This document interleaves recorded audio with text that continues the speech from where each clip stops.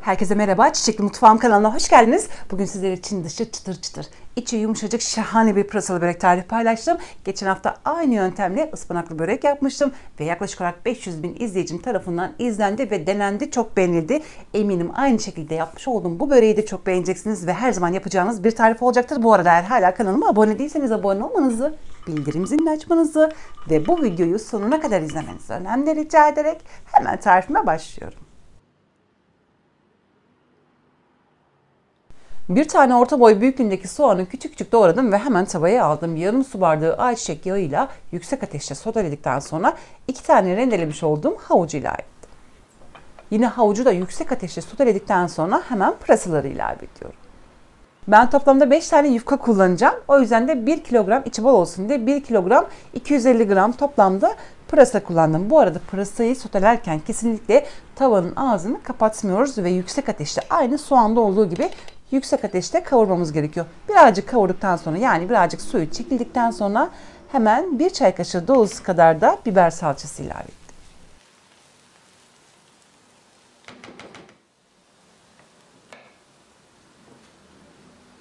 Salçayı da ilave ettikten sonra yüksek ateşte karıştırarak kavurdum ve şimdi hemen baharatlarını ilave ediyorum.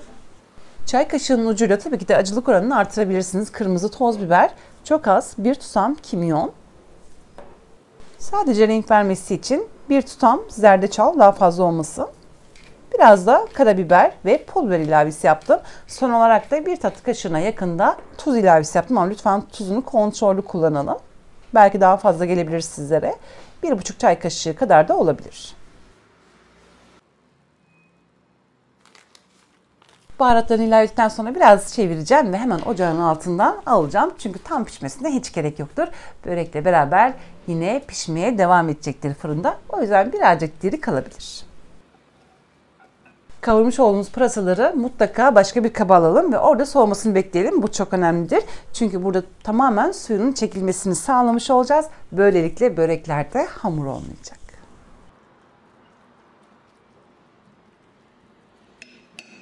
Bu böreği yiyenler için de kesinlikle pırasa olduğunu anlamayacak. O kadar çok lezzetli olacak ki yemelere doyamayacaksınız. Dışı çıtır, içi ise yumuşacık olacak. Lütfen videomu sonuna kadar izleyin ve deneyin. Denediğiniz zaman kesinlikle pişman olmayacaksınız. Bu börek için toplamda 2 tane sos hazırlamam gerekiyor. Öncelikle bir tane sosu hemen hazırlamaya başlıyorum. Bir kaseye yarım bardak ayçiçek yağını aldım.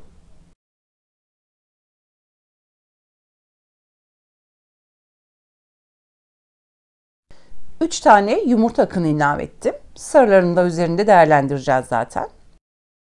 Ve son olarak da 3 yemek kaşığı kadar da yoğurt ilavesi yapıyorum. Eğer mümkünse katı olursa yoğurt daha da güzel olacaktır. Rengi böreklerin daha da güzel olacaktır. Bütün malzemeleri ilave ettikten sonra güzelce karıştırıp hemen bu sosu kenara alıyorum ve ikinci sosu hazırlamaya başlıyorum. Bunun için de yine bir kaseye yarım bardak ayçiçek yağı ve yarım bardak da su ilavesi yaptım. İkinci sosu da artık hazırladım. Şimdi hemen yufkayı açıp uygun bir masaya açıp sarma işlemine başlıyorum.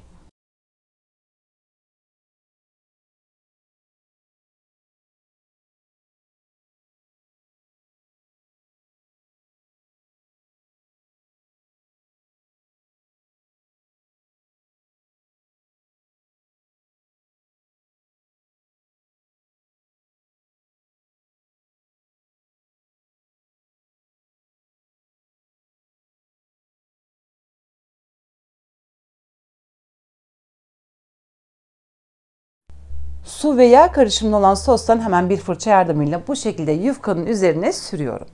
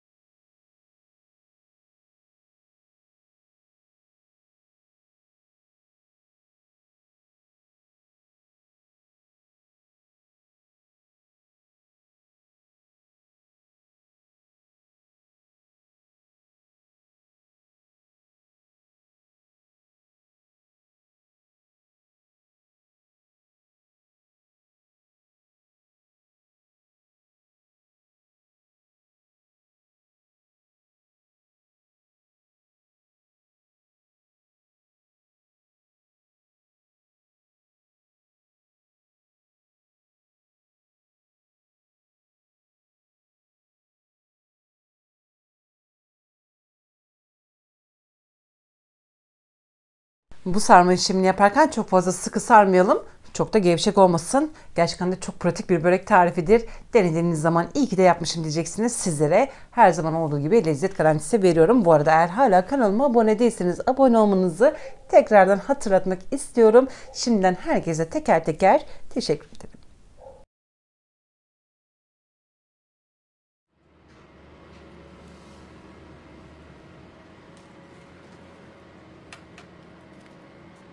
Ve toplamda 2 tepsi oldu. Şimdi hemen ikinci hazırlamış olduğum sosu da bir fırça yardımıyla bolca her tarafına gelecek şekilde süreceğim.